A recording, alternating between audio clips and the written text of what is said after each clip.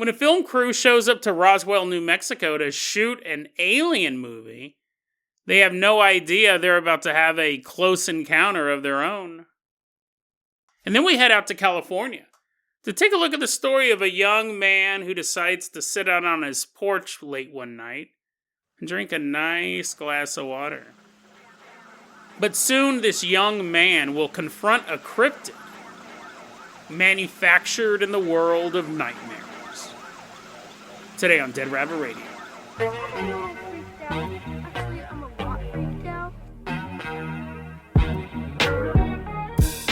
Hey everyone, welcome back to another episode of Dead Rabbit Radio. I'm your host, Jason Carpenter. I'm having a great day. I hope you guys are having a great day too. I hope you guys are staying warm.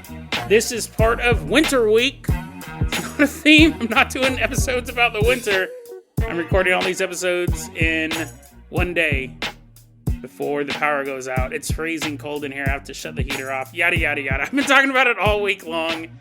Been complaining about it all week long, but someone who never gets tired of hearing me complain, someone who loves it when I just drone on and on, running into Dead Rabbit Radio Command right now. Everyone get on your feet and give it up for Genevieve, Kara. Woohoo, yeah!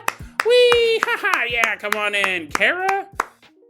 Genevieve, you're going to be our captain, our pilot this episode. If you guys can't support the show financially, do what Genevieve did. She does support the show financially, but she also shared her Spotify Wrapped on her social media. I always say it, get the word out. Tell your friends, tell your family, tell everyone you know Dead Rabbit Radio is your favorite paranormal show, and that is why Genevieve is being highlighted on today's episode, because she did that. You're going to be our captain, our pilot this episode. We're going to try to get, I keep saying we're going to keep the episodes short this week, and then I record an hour and 20 minutes. I don't know how long they are after I edit them. But we've had normal length episodes. Maybe this episode will be a little bit shorter because I have to shut all the heaters off. There I go, complaining again. Genevieve, let's go ahead and get this party started. I'm going to go ahead and toss you the keys. She's a desert woman. She lives out in the wastelands, so she's comfortable in this vehicle. Genevieve, I'm going to toss you the keys to the Dead Rabbit Dune buggy. We're leaving behind Dead Rabbit Radio Command. Drive us all the way out to New Mexico.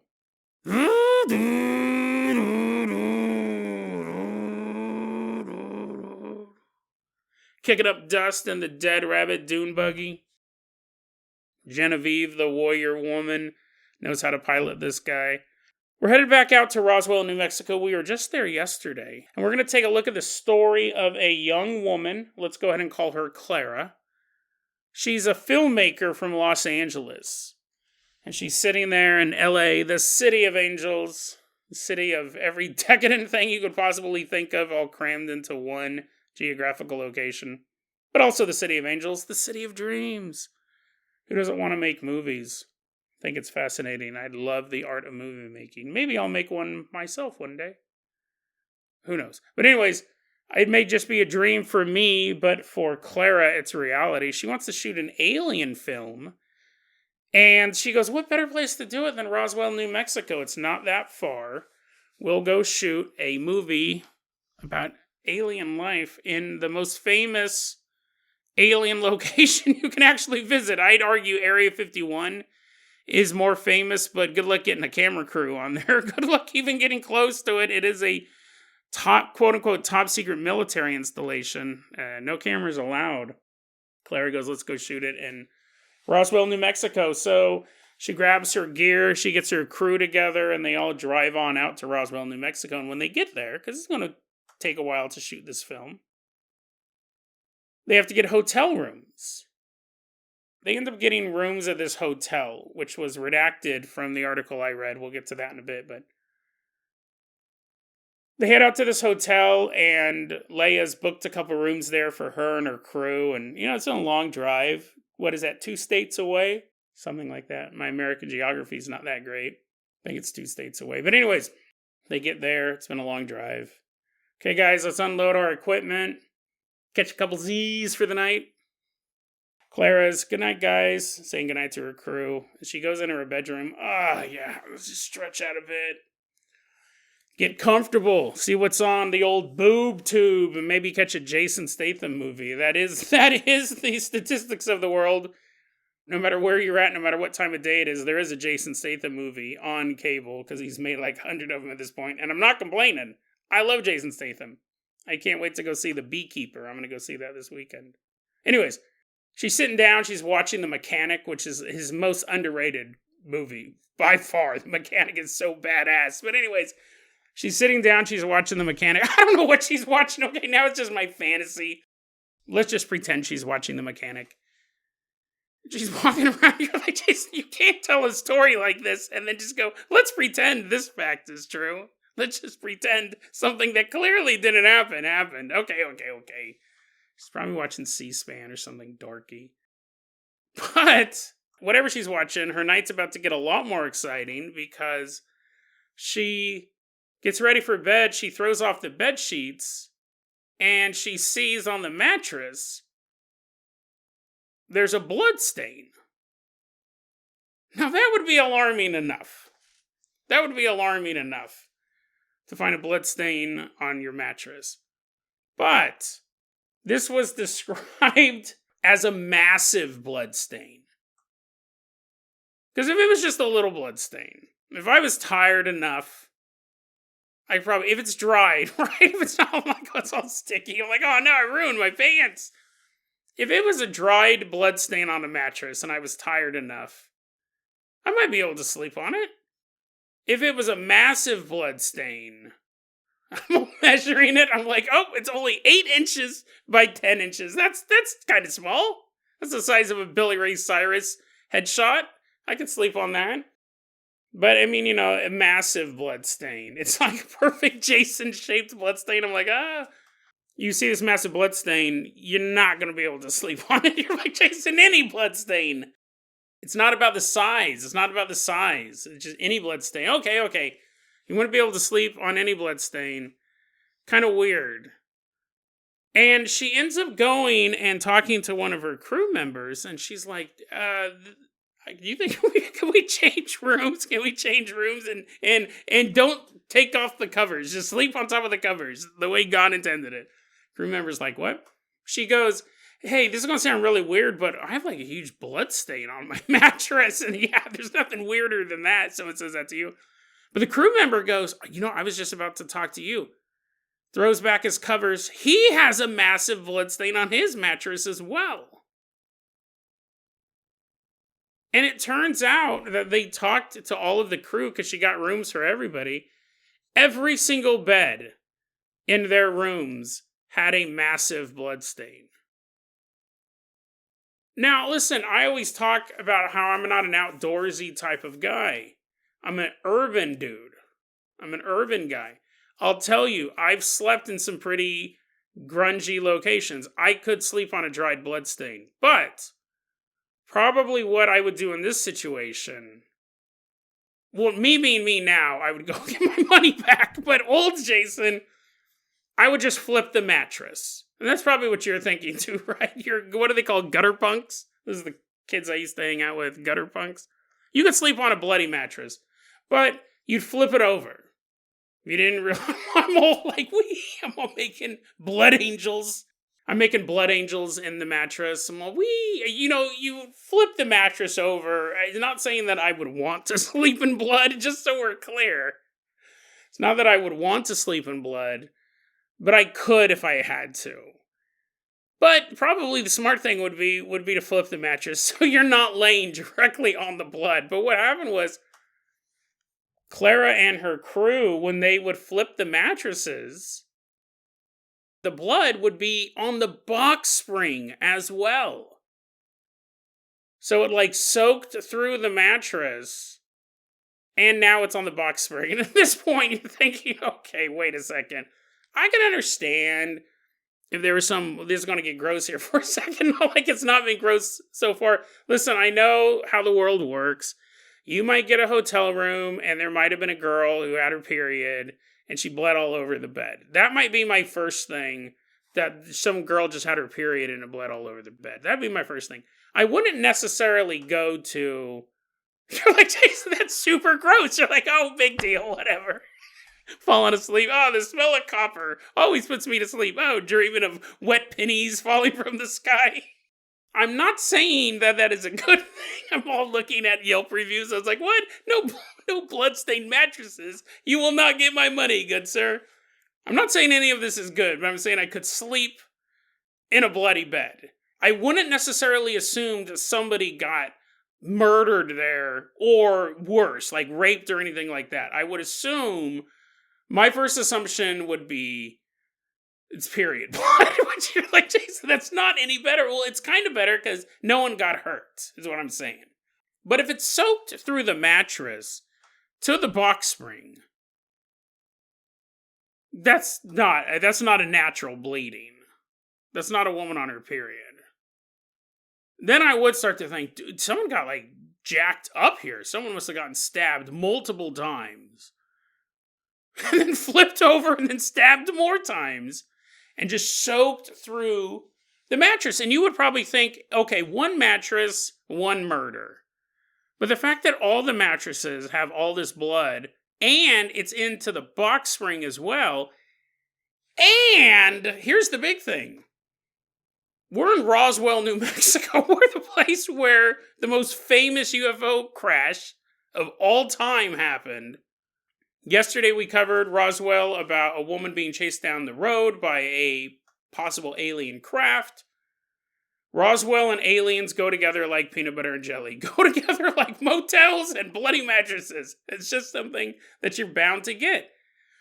So you start to think, okay, either a bunch of people have been murdered here, which is totally possible, or some sort of satanic cult does this stuff, or a bunch of women were cycling and they all had their periods at the same time, or aliens. And out of those options, you're like, oh, I hope it's the aliens. Clara and her crew, they go to the hotel manager. And they're like, hey, I want to bring something to your attention. I'm probably going to get a refund really soon. But what's up with all the bloody mattresses? Like, all of our mattresses have blood on it. And it's soaked through to the box spring. And the manager goes, yeah, mattresses, they got blood on them. They got blood on them. You didn't read the brochure. It said indoor pool for all rooms. We didn't say what was in the pool. We didn't say where the pool was located. It's in the mattress. And it's not water, it's blood. He goes, yeah, the mattresses got blood on them. And so your next question would be, why? Why? Why do you have bloody mattresses?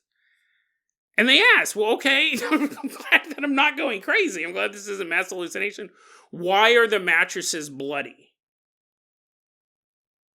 And according to Clara, the manager didn't give an explanation. He's all, people bleed. People bleed. What am I supposed to do? What am I, some guy in charge of cleanliness? What am I supposed to do? Blood comes out of people. They lay on the mattress. Clara said he would not give an answer as to why the mattresses were bloody. So they left. I mean, right? Listen, you're going to try to get a refund. I think you deserve it. But this is not a place where he's like, tell you what, I'll give you half off. And you're like, okay, that sounds fair.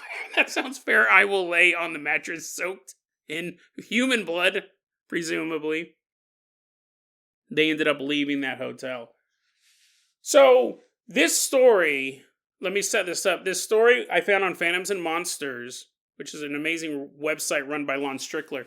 There's actually a connection to yesterday's story. Yesterday, we talked about this woman named Rose, who lived in Los Angeles, who was getting texts from her friend Leia while she was being pursued by presumably alien intelligence near Roswell. In that same narrative, Rose said, my daughter is a filmmaker as well, and let me tell you this story about my daughter. Clara, we made that name up. I wanted to break it into two stories because they're, other than geographically being in the same location, they're so wildly different, but they do have that same connection. Is it because, and this is what you would think, this has something to do with the alien abduction phenomenon. This idea that maybe the aliens were running some experiments on these people in these beds. Or, the government. This is always that big thing. How much of this... It would be super easy. Let's assume that the alien phenomenon is real. They're running all these experiments. I wonder how many alien abduction stories are actually humans abducting other humans to run tests on. I don't think it's most of them, but I do think it's a percentage. I guess, kind of the idea that you think of as the aliens are running experiments in this hotel room. It'd be a smorgasbord, right? You'd have all these people, aliens coming down in your room. You'd have all sorts of travelers to experiment on. I do think that more people get abducted than we know. The number one indicator that you've been abducted by aliens is lost time. Unless they leave some sort of implant in you. The number one indicator is you're driving down the road at 1 and it's a normal drive. And then when you get home, everyone's like, dude, where have you been? It should have been a half-hour trip. But instead you got home at like 4 in the afternoon and you have no memory. That's usually the number one indicator that you've been abducted. You could abduct people all night long in their sleep. They would never know. And that could be, a hotel would be great for that. Just picking people up one by one. That being said, it could definitely be aliens that are doing this. That being said, you would think that the hotel would get rid of the mattresses. I get it, mattresses are expensive, but still, you'd probably not want to have bloody mattresses. Now, what's interesting is Lon Strickler, he's a long time been a researcher in this field, in the paranormal field. He called up the Chavez County Health Authorities, right? He wanted to know about this hotel. Now, he said, I've redacted the name of the hotel. She named the hotel that this took place in, and he took the name out. And that's fair, I can understand. He said he called up the Chavez County Health Authorities, though, because he knew the name of the hotel, and he said, hey, I was wondering if you had any complaints. I don't know if he introduced himself. He's like, hello, I'm Lon Strickler. I investigate UFOs. Click. Phone gets hung up. But he asks about complaints of this particular hotel. And as far as the Chavez County Health Authorities know, the only complaint has been bed bugs. So there's not a lot of people calling in saying, hey, you need to check out this hotel. There's blood on the mattresses. However, local conspiracies are always the most powerful. Yesterday's episode, we talked about that setup where there are judges that will sentence people to be slave labor at, allegedly, they are doing this, but whatever, allegedly, I have to say, allegedly slave laborers at for-profit businesses. It's a diversion program. They say you're going to rehab, instead you're working at a chicken processing plant. That would be really hard to overcome. Lawyers are looking into it, saying that it's not legal. But, those companies are very powerful. The judges are very powerful. People think the program works. Locally, it's really hard to get past all that because money talks. Same thing here. I'm not saying that there is a conspiracy between the Chavez County Health Authorities and the hotels, but if everyone in town is paid off or scared into silence, then you're not going to get any real investigations done. You would, if this story is true, which is always the big thing, the chicken processing plant story, there's legal documents and people on the record saying, look at my hand, I got mangled. Those stories are more true, but there are going to be two sides to a story. As opposed to this one, we don't know if it's true, but if it is true, someone could be calling in and saying, hey, there's a bunch of bloody mattresses at this hotel, and the health authority says, yeah, we'll look into it. And then someone else 3 weeks later files the same complaint, and they're like, wow, we've never heard that before. We'll look into it. And then a couple months later, someone calls them the same complaint. What, really? We'll look into it. And they're just covering it up. Although I will say that the conspiracy probably wouldn't be necessary, this government cover-up of UFO abduction, if you change the mattresses. That's all you have to do.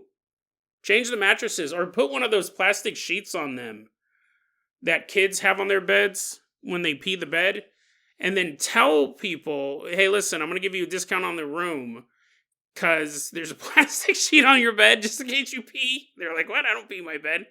You look side to side. I'm going to put a plastic sheet on it. Don't remove it. That would make you want to look in it more, but Okay, just buy new mattresses. Just buy new mattresses. If the federal government is covering up alien abductions in a hotel, the least they can do is kick down $300 a mattress. They don't have to be the best mattress. But crazy story. Imagine you stop at a hotel to get a good night's sleep. And you wake up the next morning and you're like, oh man, I don't feel that good. I feel like I've lost about 2 liters. I don't know why I'm judging my weight in liquid measurements, but that's weird. You look in the mirror, you're all pale. Whoa, did I watch a spooky movie last night? And you walk out of the hotel, start your day. Little do you know that fresh blood has just been sucked out of your body and is now soaking into the mattress. You're all walking down the street. You're all doing a little dance, you pass out, you fall in the bushes. Because 2 liters of you are slowly soaking into the mattress at this unnamed hotel. You just wanted to catch a little shut-eye. Instead, you became an unwitting participant in not only an alien experiment, but possibly a government cover-up as well. The Chavez County Health Authorities are like, how did we get dragged into this? Seriously, we only got bed bug complaints. But possibly a local government cover-up as well. Who knows, though? Maybe they only have got bed bug complaints. Although, I will say, so there's probably got a couple complaints on the blood, too. If this story is true, at least one person called up and said, you gotta do something about this hotel. Their mattresses are bloody. And Chavez County Health Authority goes, what? Really? We've never heard that before. Thank you. And then they hang up the phone. It's a bunch of gray aliens sitting in a little office, and they're like, find who has that number, follow him home, make his mattress bloody. Sitting there smoking a little menthol cigarette. That's why Biden's trying to get rid of him. It's aliens' favorite cigarette. Oh, planet Earth. You're like, Jason, how cold is it there? Is your brain starting to freeze over? It's possible. Oh, planet Earth, you and your rules and regulation, complaining about bloody mattresses. On Gleep Glop 7, our mattresses are made of blood. That's why we're abducting you all the time. We have down pillows, but instead of feathers, it's blood. Smoking a cigarette as his brain slowly freezes over. Genevieve, Kara, let's go ahead and touch the keys of the world-famous Carpenter Copter. We're leaving behind New Mexico. Let's fly all the way out to California. And as we head out there, I keep saying I want to keep these episodes short. I got to tell you about this movie I just watched the other night. I've been watching a ton of movies lately. It's listed on Crackle, which is a movie streaming service, which has some of the best bad movies you'll ever see. If you ever get a chance, watch The President's Staff. It's a movie on Crackle. It is incomprehensible. It's absolutely genius. It's one of the best bad movies ever. You'll never guess what is going to happen from scene to scene. It's like 4 people trapped in the Oval Office. Mwah, chef's kiss on that one. That's not what I'm recommending, although I do recommend that. That's not a Dead Rabbit Radio recommends. There's a movie called, it has 2 different titles depending on where you watch it. The official title is A Brand New You. It caught my attention on Crackle underneath the title, How to Clone Your Dead Wife. It is a movie, as I was watching it, it came out in 2014. I don't want to go on and on, although I could. It is a low-budget movie. It's the most quaint, adorable movie. It is one of those movies that as I'm watching it, I put it in, I started like 1 in the morning. I could not go to sleep until I finished it. This is one of those movies that AI can never make. I know a lot of the big blockbusters are going to start being written by AI, and you're going to have directed by AI, acted by these AI. But movies like A Brand New You / How to Clone Your Dead Wife, it's so unusual. It's so human. And I think that is one thing that I believe will hold on as AI. It's going to take over Hollywood in the next couple of years. These independent films, you'll never be able to replicate that. And when I'm looking at the writer of this movie was Sean Whitney, and the directors were Catherine Palmatier and Sean Whitney. It's such a bizarre movie. It's such a bizarre concept. It never should have worked. It's about a man whose wife dies, and he wants to clone her. He wants to bring her back. Simple, right? Simple. It's a sci-fi movie that involves zero science fiction. Pretty much takes place in an apartment and the area around the apartment. Low budget. The acting's on point. There's maybe 3 characters. They all have a complete story arc. You don't know where the movie's going to go. The whole movie, there was maybe one thing I could kind of figure out. Because it's, in a way, a romantic comedy. It's listed as like a sci-fi comedy. So you can kind of figure out, oh, these 2 characters might get together. But other than that, it's so unconventional. The characters are different levels of unlikable, yet you're rooting for all of them. Here's the thing, as a sci-fi movie that has 0 sci-fi elements in it, that alone is a gem. As a character-driven movie, it's a gem. It's totally a diamond in the rough. I put it on at random at 1 a.m. so I could play Minecraft and have something going on in the background. And instead I ended up just watching How to Clone Your Dead Wife. I really recommend it. It is probably the most charming movie that involves cancer and multiple suicide attempts. Multiple suicide attempts throughout the movie. It's really dark in that way. It's very dark. Some of the themes are very, very dark. Very, very interesting, very well done movie. If you're looking for something different to watch, something memorable, something you'll go, wow, they made this movie for, I don't know, $50,000, $70,000, which is nothing nowadays. How to Clone Your Dead Wife / A Brand New You. Dead Rabbit Radio recommends it. These types of movies will be around, continue to be made long after AI has taken over the box office. And you'll continue to have these voices, and just a super original story. We're headed all the way out to California. Specifically, we're headed to Modesto, California. I didn't plan this out. This story also comes from Phantom and Monsters. Sometimes I look at the themes of the stories, put them together.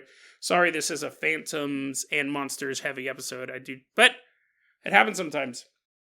We're headed all the way out to California. Specifically, we're headed to Modesto, California. It's late at night.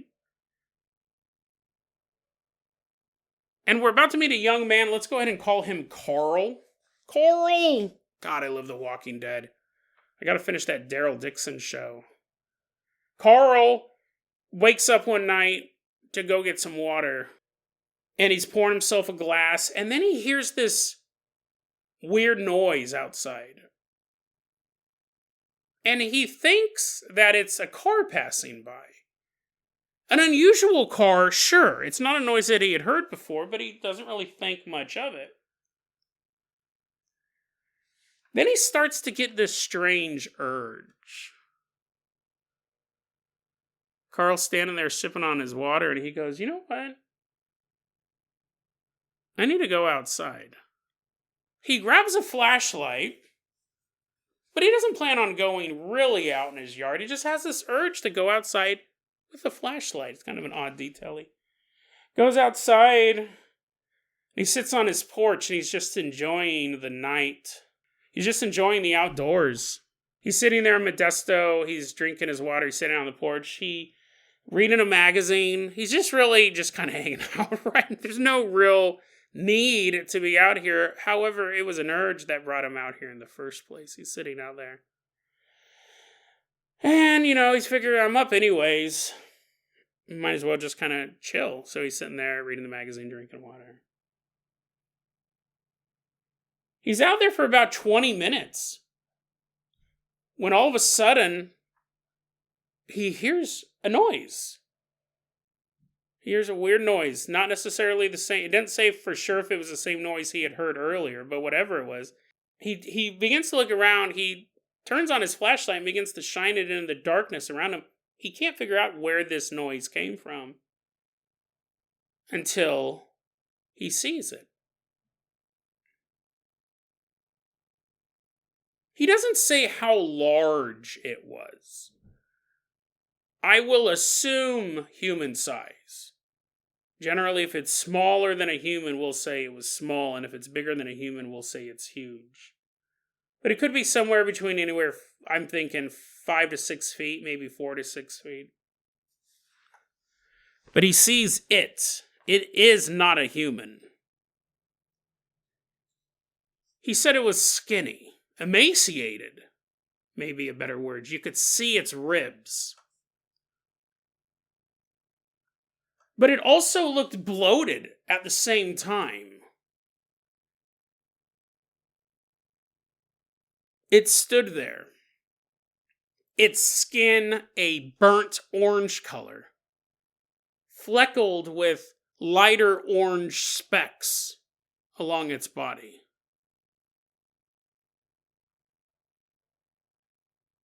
Where it should have had arms, instead it simply had nubs, while its legs were long and skinny. The creature had a goiter on its neck, and on its head there was a big black patch right on the back of its head with a few white dots peppering it here and there. It stood there with an open mouth. A big, wide open mouth. So big, so wide, in fact, that Carl could see inside of it. Inside the mouth, it was a pale purple color. With no tongue, no saliva, and it seemed to be hollow. Seemed to just be this, while not this mind-bending void into nothingness, something was so off about the mouth. The fact that it didn't have a tongue, it was huge, wide, no drool. He said it just had this appearance of being hollow, but you could see the pale purplish musculature, the inside of the mouth. This creature, and the only way to describe it, inside of the mouth it had its gums, it had the gum line, and coming out of the gum line were these long teeth. Coming right out of the gums, a multitude of them, in fact. They were long, but they were skinny. They were incredibly skinny. They were too skinny, Carl realizes, to be teeth. And that's when he realized they weren't teeth. Each one of them was one single long strand of hair coming out of the creature's gums. The creature took a few steps towards Carl, and that snapped him out of... I mean, there's a state of panic. There's seeing something you don't understand, and then there's this. This is beyond description. I mean, we can describe it honestly. We just did that. But it doesn't fit anything else we have. Even in the world of the weird, even in the cryptid catalog. What is this thing? Carl is startled when it begins to move towards him, and he jumps up off of the little bench he was sitting on the patio. And when he did, the creature turned and ran off into the night. According to Carl, he said it was almost as if it was scared of him. If Carl had startled it when he'd stood up so quickly, it took off running. And Carl goes, listen, I know you're going to ask these questions. He goes, I wasn't on drugs. I don't do drugs. I don't drink. He goes, and it wasn't a dream. Because I woke up, I was drinking water, I walked out to the patio, I was sitting on the patio for 20 minutes reading a magazine. He goes, I was wide awake. What was this thing? I got this story from Phantoms and Monsters as well. I try not to cover two of the same source in episode. I didn't even think about that when I selected these two stories. This one came from Phantoms and Monsters as well. Check it out. Really check out that website. Put it in your bookmarks like I do. I check it every day. Multiple times a day, honestly. Because he posts so much. There's nothing like this. You know what's funny? When I first started reading it, and Lon Strickler said this in his narrative as well, when you first started reading it, you're thinking it's a crawler, because it's described as being emaciated. You could see its rib cage. That's very typical of what we see as crawlers. We've done a lot of episodes on those over the years. I'll put them in the show notes. I've personally seen a crawler. Sorry, I'm yawning. Normally, you shouldn't yawn when you're like, oh, I've seen one. Oh, boring. Paranormal activity that I've seen. Lame. No, I'm tired. Again, I've done multiple episodes today. I need to eat dinner. But, the bloatedness. And then we get to the color of it. The burnt orange skin.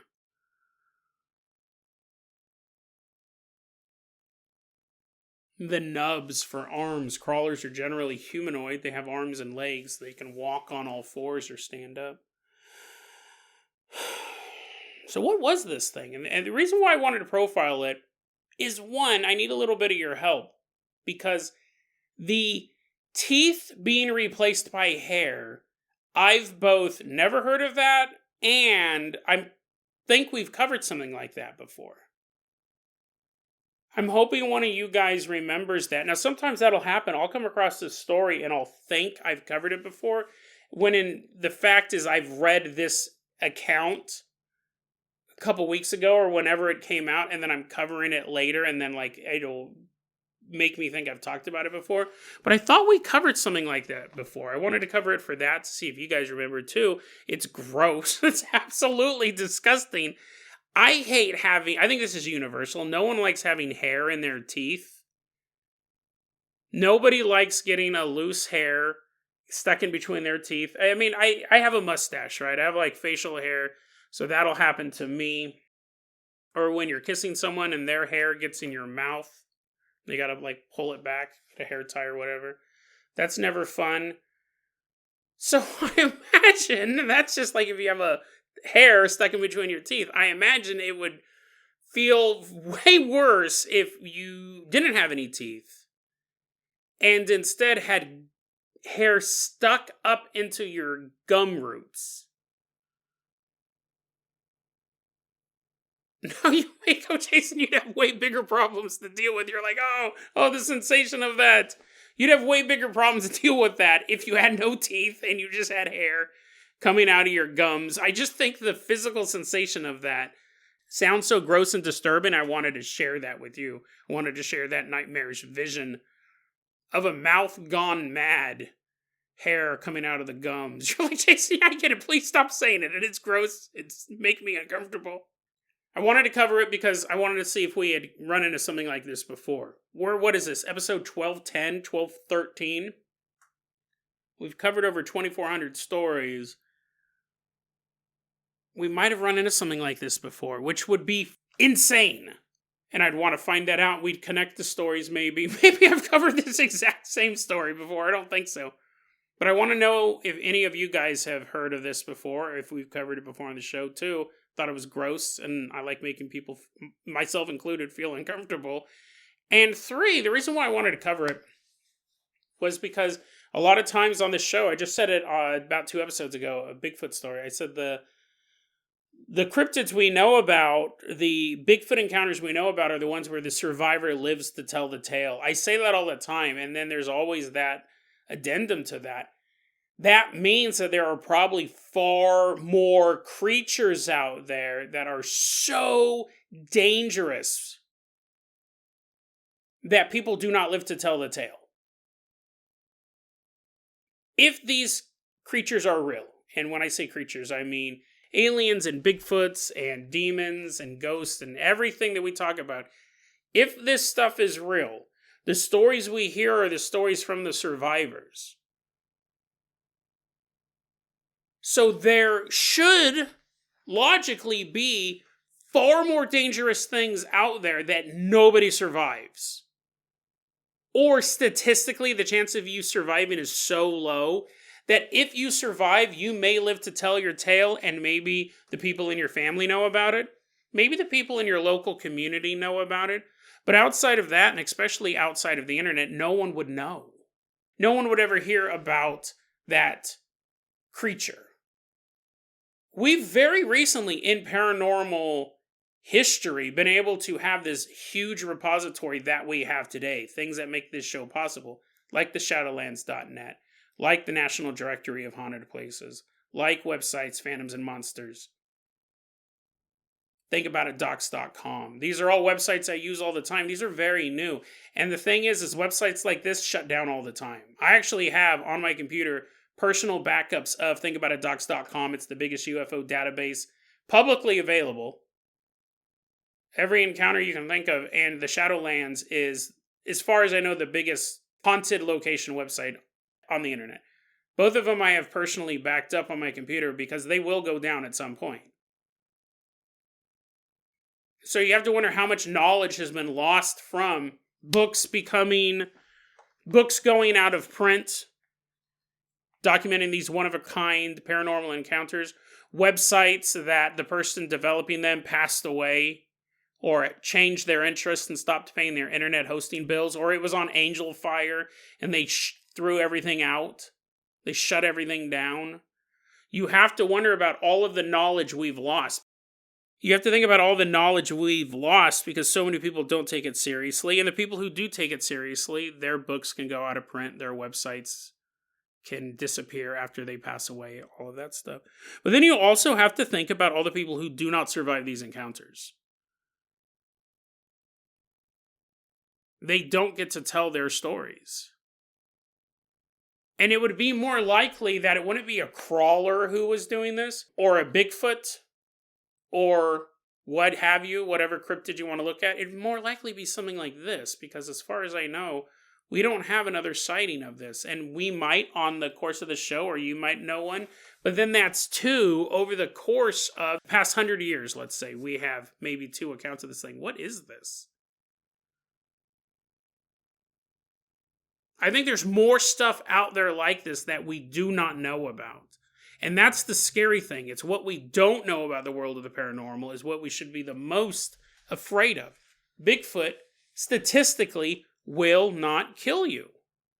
Aliens, statistically, will not kill you. They'll abduct you. They'll take out your blood. They'll do all sorts of horrible things to you. But statistically, you don't die. As far as we know, right? People who are killed by Bigfoot, they don't get to tell that story. They just go missing in the woods. People who are killed by aliens, they just go missing. An unmarried woman disappears. The last time she was saw was leaving her work. There's no sign of her at home. And eventually her car is found on the side of the road. She's a missing person. She's a single woman who might have racked up an enemy's list as long as your arm, or maybe she just had one bad relationship.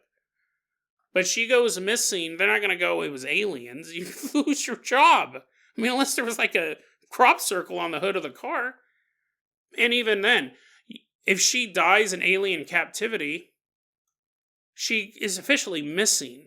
That's how we would view it. But again, statistically, I mean, that could happen, but statistically, aliens won't kill you. Statistically, Bigfoot won't kill you. Statistically, ghosts don't kill you. That's extremely rare despite movies.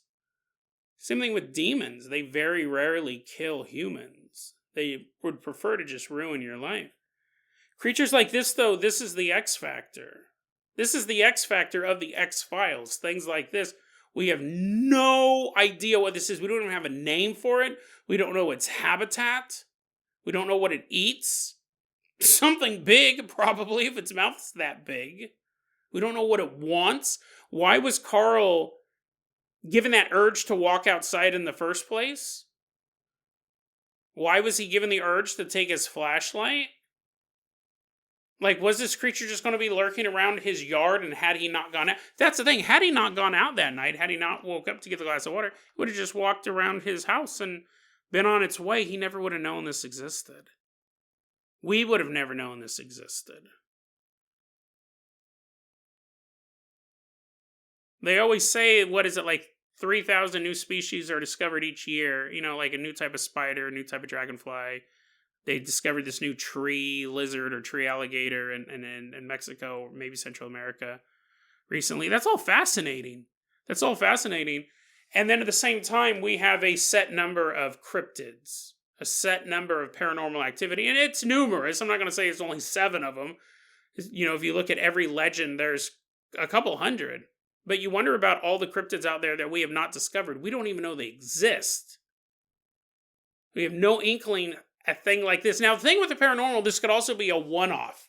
You could be looking at a true monster. You could be looking at something that is a singular entity. It is not related to anything else. It doesn't have any sort of life cycle like a Bigfoot might. It doesn't have an origin story like a ghost or a demon. It could truly be a monster. It could be anything. It could be something that escaped from a laboratory and it's just a singular thing. It could be a member of a species. It could have come from another dimension or up from the earth. We don't know because of stuff like this.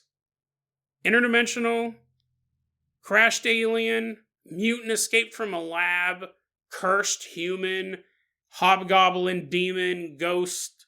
We don't know. Was it sentient? Was it simply a beast? Did it call Carl out? Did it want Carl to be on the porch? If that's the case, why did it run? Did it expect Carl to be an easy meal? Does it even want to eat people? I love ghosts. I love ghosts more than anything. That's my favorite paranormal activity. I also really, really enjoy demon stories, alien stories, cryptid stories. I love all of it. But this is my favorite. Because if this story is true, it really, really shows how much we don't know. And how dangerous it can be. I know this guy ran away like a little baby. I know he did run away. It didn't eat Carl. And didn't consume a full human in one solid gulp. And the last thing Carl felt before he slid down this creature's gullet and began to feel himself dissolved slowly by the stomach acid. You're like, Jason, quit talking about people digesting. The last thing he felt before he was swallowed whole by this creature was long hairs brushing against his skin as he's sliding into the mouth. It's like having a giant toothbrush run across your face, Carl screaming for help. And as he does, the hairs are getting stuck in between his teeth. He's like, no, spit him out. Help me. And the creature's just swallowing him whole. That didn't happen, right? That didn't happen. But I'm glad it didn't. Not just for Carl's sake, but if it did, we would have never gotten a report of the story. There would have just been this weird local news, if it was even covered on the news. It depends on who you are, but people around town would be like, dude, isn't that weird? Carl's gone. Where's Carl at? He wouldn't show up to work the next day. People would wonder where he's at. After 2 or 3 days, they'd call the cops. Cops would do a welfare check. He wouldn't be home. The police would find it odd that there was a magazine, a flashlight with batteries dead in it because it had been running for a couple days, and a half-drink glass of water sitting on a bench on the patio. No sign of Carl.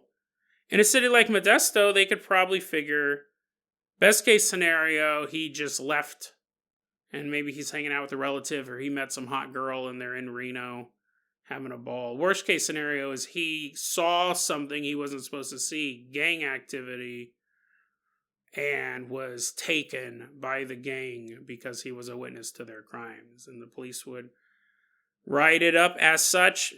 Subject still missing. All leads exhausted.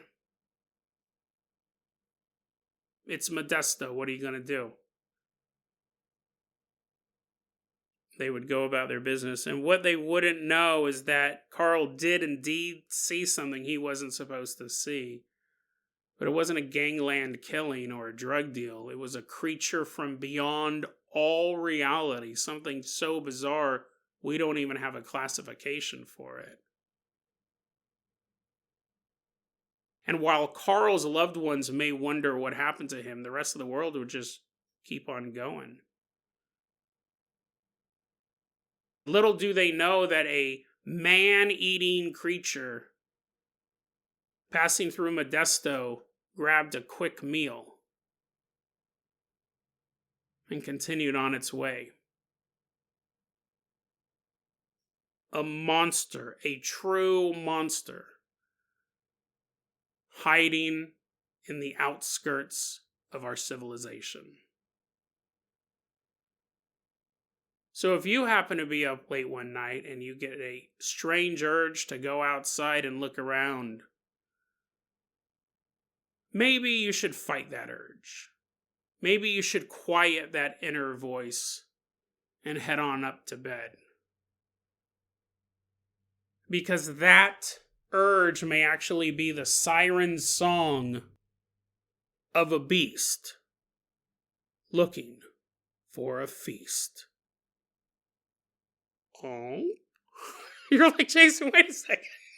This guy didn't eat anything.